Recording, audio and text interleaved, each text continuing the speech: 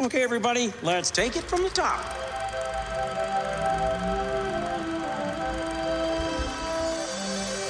To all who come to this happy place, welcome. Hi-ho, everybody, and welcome back to D Plus Us Weekly, the show where we break down shows exclusive to Disney Plus. Of course, I'm one of your hosts, Griffin D-Pad, Griffin Tennell, and with me, as always, the wonderful, the amazing Mr. Mitch George, Bright Sons. Mitch, how's it going? I think they got some Andor in my Mandalorian. They did, and it's great. It was really good.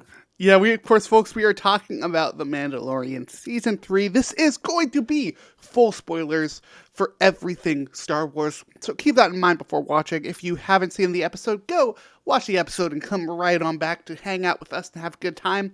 Let us know what you thought about the show in the comments below. And remember, this is not the only thing we make here on the channel. We've also got our main show up with our most recent episode about Star Wars The Last Jedi. Do we like it? Yes. Do I randomly start hating on James Cameron? Yes. It is a very good episode. Highly, highly recommend it. Yeah, we've recorded that in and around the release of Avatar, I think, which is probably why the hate flowed through you. The hate flew through me like a Sith Lord. No, we are talking about Mando Season 3, Episode 3, Chapter 19, The Convert. Not only was this the longest episode we've ever had of Mando, I think this also might have been the episode where Mando was in it the least. I mean, unless you count the 2 episodes of the Book of Boba Fett that were actually Mandalorian episodes, then maybe. But yeah, but even still, there was more Mando in those than there were in this. Yeah, it was good. An interesting choice, especially after the reception to the first 2 episodes. So I think the general consensus on the internet was meh. And I feel like this episode did a lot to bring me back as a Star Wars fan, but I can see why it might not have brought everyone back as a Mandalorian fan, because it didn't really move that plot forward, which I was okay with as someone who's just a fan of this universe, but as like sitting there and watching it with my wife, who's a Mandalorian fan first and a Star Wars fan second, she's like, well, wasn't enough Grogu? And I had to agree because there really wasn't. Yeah, but ultimately, for me, the political intrigue is just so fascinating. Those first 2 seasons very much set a tone for this show, right? The tone of this is going to be wacky, fun, weekly Star Wars BS. That's not going to have like a massively major, important, like trying to get a point across story. It's just going to be a fun time. We're gonna chill, and that's not this season. This season actually has thematics, actually has, to me at least, a pretty interesting story that they're weaving within these 3 episodes. Honestly, the end of full spoilers at this point, if you haven't watched this or aren't familiar with Star Wars, go give them a watch and come back and hang out with us and talk about the Wars of Stars. I love what this episode is setting up, as it is foreshadowing the redemption of Bo-Katan to the Mandalorian, like the clan of the Way of the Mandalorian, whatever the hell they're called. The Children of the Watch. That's the one. The religious folk. It's giving her the army that she lost in a way that I don't think a lot of people are going to see coming, because she doesn't want to follow the way the way of the Watch. But if it's a means to an end for her to assume the throne of Mandalore once again, we'll see. I still think that we're going to have to unite those 2 different groups, right? Like, we're going to have to unite these Mandalorians that have gone off and become mercenaries, the ones that aren't the children. Mercs, yeah. And then we're going to have to bring the Children of the Watch in some way. I think that's really interesting what they're doing there, especially with oh God, what's his name? The guy who fought Mando in Book of Boba Fett to try to take the saber. The big Mandalorian. The big Mandalorian. Him being the son of the leader of the Death Watch. Mm-hmm. Which is it's an interesting story within that. Like, there was the Mandalorians before the Siege of Mandalore, where there was Bo-Katan, her family, and the Death Watch, who were trying to take control from her family for Mandalore. Like, the Death Watch, definitively villains. Definitively, they helped the Empire destroy Mandalore. Yeah. And now we have their children as this religious cult. It's so fascinating. I'm not sure they're going to be a means to an end for her. I still think this is going to eventually lead to the Armorer being the big bad, and everyone's going to have to fight her because she's kind of terrible. But Yeah, it'll be interesting to see where it goes. But so apparently, according to some rumors on the internet, the bulk of this episode was what the tone of the Rangers of the New Republic was meant to be. It was meant to follow this amnesty program and the redemption of some of these bad characters, quote unquote, that we've seen throughout the I'd series wondered about and that. other series. I think that would have been And- interesting for sure. It would have, except for the fact that Gina Carano's kind of terrible and led to that show's cancellation. I'm kind of assuming that they would have tried to find a way to do all this stuff without her. Yeah.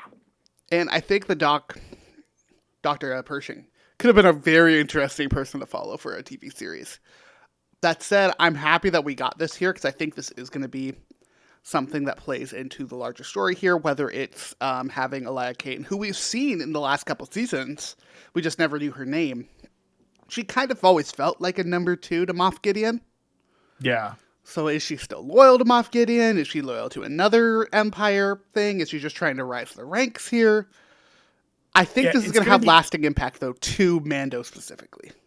I believe that what they're setting up here is probably the seeds that lead to the New Republic, or not the First Order, and we're going to start to see some of that because this is the first time we've seen Coruscant in a post, Return of the Jedi world, like a post Episode 6 world, and it was really interesting to go back there, knowing what we knew of what we saw from it in the prequels. Like, oh, it's largely the same. Nothing's really changed, other than the folks that are in charge, which is cool, right? Like, it is like there's no good guys or bad guys. There's just people, and there's two sides to this conflict, and no one's really right. Like, everyone's kind of wrong. And I bad think the best part nice. that like really showed that off was the Mind Flayer at the end. Of, oh, this isn't the Mind Flayer, it's the New Republic version. It's just going to show you colors and be nice, but we still have the knob that can be turned to hurt you beyond repair. Like, and then it does because that doctor's brain got shish kebabbed by that lightning bolt. Mm-hmm. I'm wondering if that was the doctor. I'm wondering if it was the doctor or if it was a clone. That's a thought. Well, because, like, the doc... And mind you, I got a lot of this from just listening to Anthony Carboni. Because I get so much Star Wars knowledge from him because he's a massive nerd and I love him. Yeah. No, like, he's this guy's whole job is cloning. Mm-hmm. Right? And in those first couple of... In that first season, I think, he's wearing a clone patch that, like, the clones used to be forced to wear. On, Man, I cannot remember Star Wars terms today. What's that Genosha? planet? No, the planet. The clone planet. Isn't it? Oh, this is really going to bug me. Because, like, this is the entire point of the Bad Batch right now. Camino, thank you. Like, obviously, all conjecture. I'm not sure that would ever actually happen, but it's a fun thought. I feel like they're planting some of the seeds of, like, is Filoni going to do for the sequel trilogy what Filoni did for the prequel trilogy and redeem it by adding all of this context that makes it better? Of, we're actually going to get we're going to understand how we got Palpatine returning at the end of Rise of Skywalker, just because it'll make that a better movie by explaining that somewhere else in Star Wars mythos. I was say the funny thing about all of this is we know that the cloning technology works eventually. Exactly, we know that. So if they want to explore more of that in this show or in another show or a book or a game or whatever, comics, I'd be down for it. I would love to get very specifically. This is very me thing. I would love to get. It's not in Mando. This could never be in Mando. This would probably, frankly, be a comic series for Star Wars. Yeah. I would love to see them do a story about the ethics of this cloning. Because it's something that's the beginning of this episode. What they set up here, right? Yeah. Like, this whole speech he gives at the beginning of this episode is about that. Look, this is a technology that can save lives, that can genuinely stop thousands upon thousands of deaths. But the Empire used it for evil, and they will obviously continue to use it for evil. Yeah. I would love to see them actually, like, try to tell a story around that in the Star Wars world. Alas, what we got this week was still really fun. It was fun, I think, for you and I, who are massive Star Wars nerds. I still had to go and be like, who was that person that I recognized from that one flashback scene they did at the beginning as a recap, and understand what they did within the first 2 seasons of the show.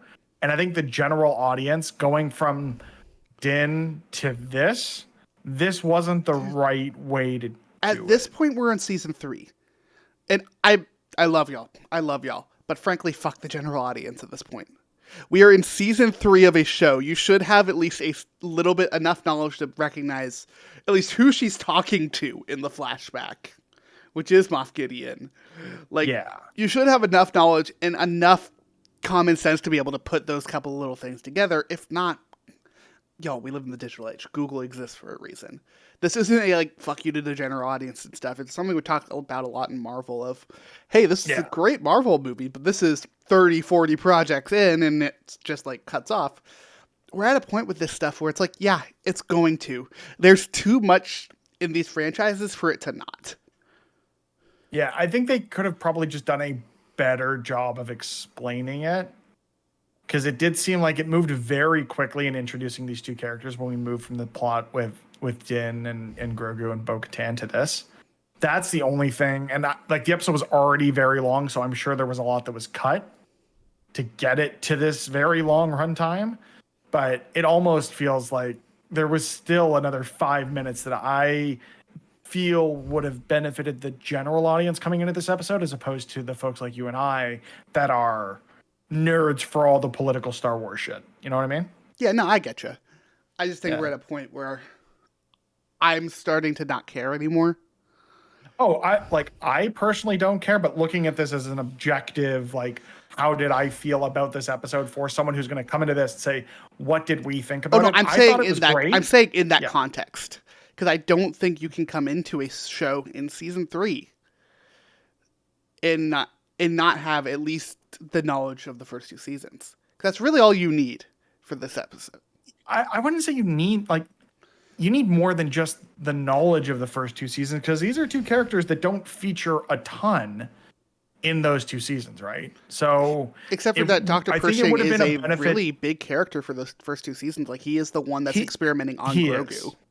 He is. Yes, she isn't. Right. That is true. And that's why I am attributing that part to the flashback. Like, I'm at a point with the show and with a lot of this stuff where it's like, even as an objective viewpoint of, like, review for the show, I don't care about general audience anymore. And it is genuinely just because there is so much of this shit now. And no, that's reasonable. And I think we just come at this with different perspectives of, I still value how this is going to connect and resonate with the general audience, because I'm watching this every week with a member of the general audience. So I'm getting that perspective from the person who's talking at me, being like, why did that happen? Who is that? What's going on?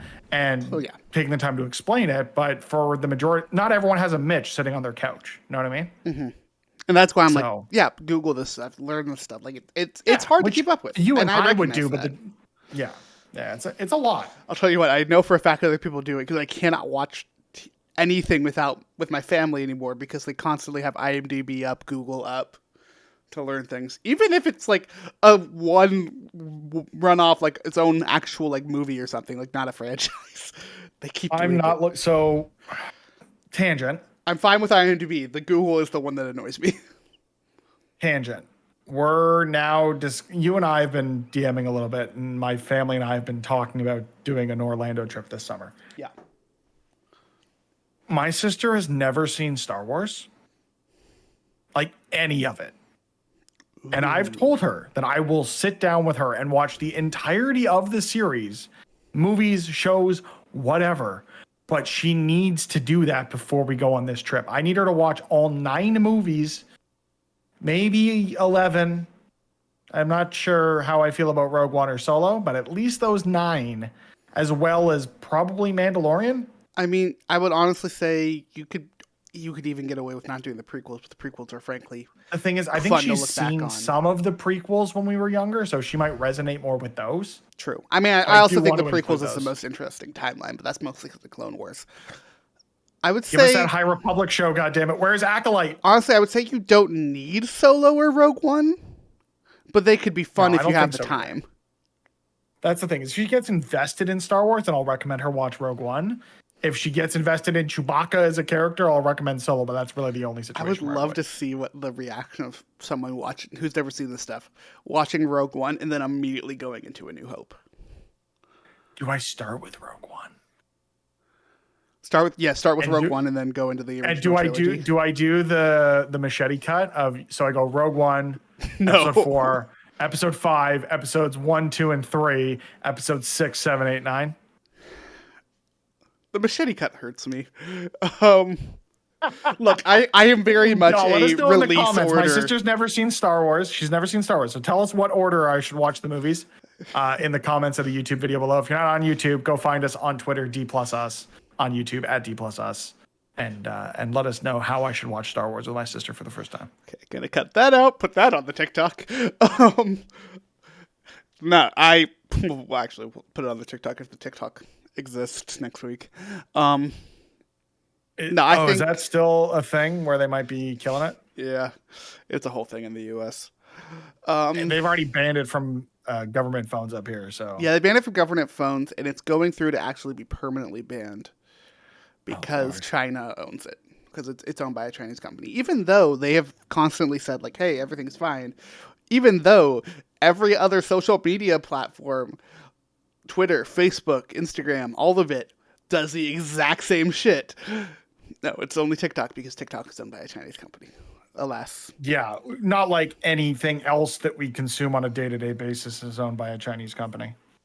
I get the the concerns of being worried about data being stolen or whatnot, but again, They've already got your Facebook's data our- from Facebook. 17 other sources. Facebook is already doing it and already selling it to them. So I'm frustrated with that. But anyways, Mando. Oh, right. Yeah, we were talking about Star Wars. Yeah. I want to bring this back mean, because there's one ultimately- particular thing I want to theorize about in this episode. Yeah. But yeah, that is very specifically the Imperial TIE fighters. Or not TIE fighters. That dogfight was cool. The TIE Interceptors. The Interceptors, thank you. Yeah. It's funny, you know, like last week we were talking about or first week we were talking about how that was like one of the best dogfights in Star Wars.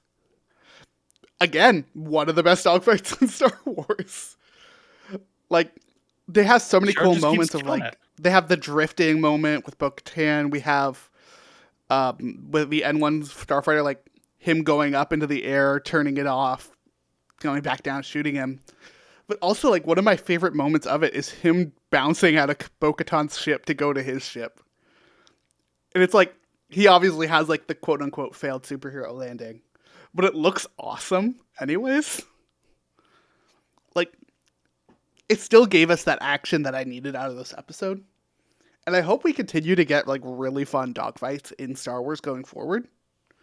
Because it was, like, one of the things that made Star Wars in A New Hope. Dogfights rock. So I just did something stupid, and I was just, I wanted, sorry, another tangent. So no. I got a message from my D&D DM for the first time in a while, and it gave me an idea of what if I used ChatGPT to generate a character sheet for Din Djarin in D&D 5e. So I did it. Probably what, a ranger? No, human fighter, bounty hunter background. Oh, yeah. Skills in acrobatics, athletics, perception, and survival. Equipment, Beskar armor, sniper rifle, vibra knife, grappling hook, 50 feet of rope, hand axes, darts, backpack, bedroll, 2 weeks of rations. I would love to Fighting see how you style justify archery. a jetpack in D&D. I mean, Magic. oh. Yeah, that's interesting. Speaking of that, just tangent on D&D stuff. I was playing on Tuesday with some friends, and we were just doing a fun shot within our overall campaign just because we weren't all there.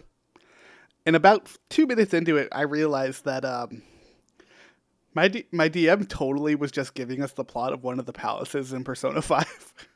Mm-hmm. We had a fun moment because I just started metagaming the crap out of it. Of like, I remember this dungeon. I just created a character sheet for Grogu. Ooh, what do we got for that one? Okay. Sorcerer. Okay, that makes sense. Hermit background. Also makes sense. That's very good. Oh my god, they gave him Fireball. Grogu's already a menace. Grogu does not need to have Fireball. Nope. But he's got Fireball. Just imagining Grogu is the absolute kind of character that would cast Fireball in a tiny room and incinerate their entire party. So if you want the crossover of D&D and Mandalorian talk, this is the place to be. Oh man, we just accidentally make great content sometimes. No, I'm curious about these tie interceptors because they're like, okay, we're talking about. Yeah, I forgot we were talking about this. Where the hell are these coming from? That's a good question. And it wasn't just the interceptors because there were bombers too, right? Yeah, bombers. There was a whole squad. Bombers took out the palace. Yeah, it's a significant force, and it'll be interesting to understand like where that maybe. Ooh, I mean, you got a couple of theories here. Like, it could be Moff Gideon. Like, we don't really know what happened to him. I don't think it's Moff Gideon. I think it might be a betrayer within Bo-Katan's deserters. I wonder if that's... I still think it could tie back to the armor. There's also the other possibility, if we're talking about the Empire in particular, could be Thrawn. Thrawn could be set up in that I don't know why Thrawn would be targeting Bo-Katan, though. That's the thing. Mm-hmm. I mean, there's plenty of reasons. Thrawn is... I guess. Thrawn is a genius, but he's also kind of insane. Like, I don't know. I think it could relate back to the armor. They could have been contracted by the Children of the Watch to take her out because they are quite literally mortal enemies. Mm-hmm. Until the end of this episode, I guess. I don't know. I think that's going to be an interesting thread. And I think that's what made this episode interesting to me is for a time where the Empire is dead and gone, the Empire is a pretty damn big threat in this episode. Thing is, it's the whole premise of Star Wars is the light side and the dark side balancing the Force. And there's that same dichotomy between, the rebels and the Empire, between the New Republic and the First Order, between the Imperialists and the Separatists. Like there's always been this dichotomy. So no matter how defeated the Empire was at the end of Return of the Jedi, seeds will take root, cracks will form, resistances will rise up. And we saw a bit of that here with the betrayal at the end of her mind flaying the doctor to she microwaved his brain, right? It's such a good scene. So, and we don't know what that means and how that I'm more curious how this ties back to the Mandalorian story, how this ties back to Din's journey.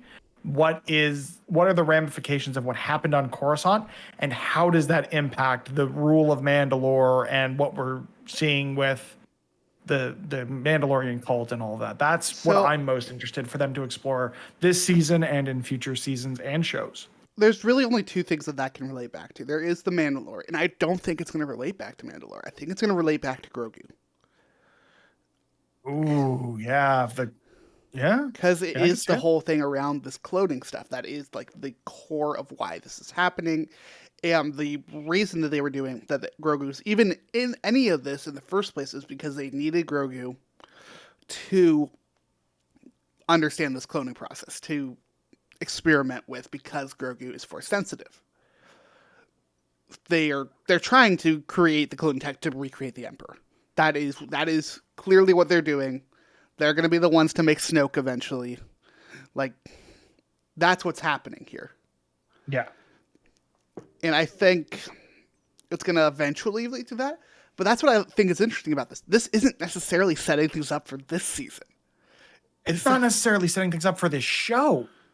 And it's weak. Which I think is one of the strengths of Star Wars just as a lore generation engine. It's so wide. It could be this. It could be a future show. It could be future movies. Could be television. Could be comics, books, audiobooks. Go read Dr. Afra. freaking skywriting. I don't even know what they do at this point, but they can do whatever they want, and I'm in for it. I really think that it's going to be an interesting way to go forward. And I had a point I was going to make, but I've absolutely lost it. So that feels like a good place as any. Yeah, works for me. Yeah. Oh, I remember what the point was. All right, go. I love how small this show is. I love how small this season is. We are telling a specific story here. And I'm very interested to see it in the next few weeks, particularly because of directors. Next week's episode is directed by Carl Weathers, which is going to be very interesting. I can't wait. But even more important to me than that, in 2 weeks, we are getting the Bryce Dallas Howard episode. And the last 2 seasons has always been, hers has been the best episode of the season. Yeah. Like we're building to some really interesting things. I just need to see some more payoff, especially if you want to keep people watching. Mm-hmm. I think we're going to have a little bit more build up next week. And then we're going to get payoff after payoff in the back half of this season. Fingers crossed. Mm-hmm. I mean, you can only do so much with an 8-episode season. Yeah. It feels weird that we kind of we had our typical 12-episode stuff, and now we're down to a typical 8-episode, 10-episode. I'm still surprised we don't know what's next from Disney Plus, because they're focused on Mandalorian, which makes sense. I fully expect a trailer and release date for Secret Invasion before this show wraps up. Mm-hmm. Yeah, I think we get that relatively soon, even. Hope so.